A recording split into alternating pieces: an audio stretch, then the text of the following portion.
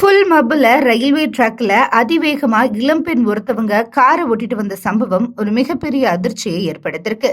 ஏமா இது race track இல்ல ரயில்வே ட்ராக்மான்னு எக்கச்சக்கமான நெட்டிசன்கள் கமெண்ட் பண்ணிட்டு வராங்க.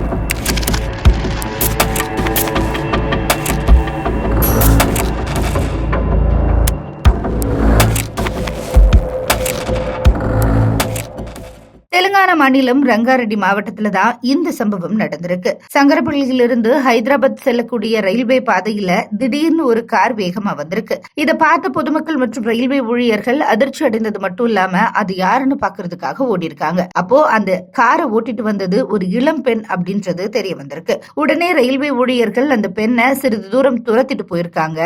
இறுதியில அந்த காரை அந்த பெண் தண்டவாளத்திலிருந்து கீழே இறக்கி அருகில் இருக்கக்கூடிய மரங்கள்ல மோதி நிப்பாட்டிருக்காங்க. விபத்துல காரினுடைய கண்ணாடிகள் உடைஞ்சிருக்கு. உடனடியா அந்த இடத்துக்கு போன ரயில்வே போலீசார் அந்த பெண்ணை மீட்டு காவல்ல எடுத்திருக்காங்க. பின்னர் அந்த வாகனம் ஓட்டும் போது அந்த இளம்பெண் மது அருந்து இருந்தது விசாரணையில கண்டுபிடிக்கப்பட்டிருக்கு. இந்த சம்பவத்தினால பதற்றமடைந்து பெங்களூருக்கும் ஹைதராபாத்துக்கும் இடையிலான ரயில் சேவைகளை தற்காலிகமா நிறுத்தி வச்சிருந்திருக்காங்க. ஃபுல் மப்புல ரயில்வே டிராக்ல இளம்பெண் ஒருத்தவங்க அதிவேகமா காரை ஓட்டிட்டு வந்த சம்பவம் ஒரு மிகப்பெரிய அதிர்ச்சியை ஏற்படுத்தியிருந்த நிலையில இந்த வீடியோ சமூக வலைதளங்கள்ல தற்போது வைரல் ஆயிட்டு வருது.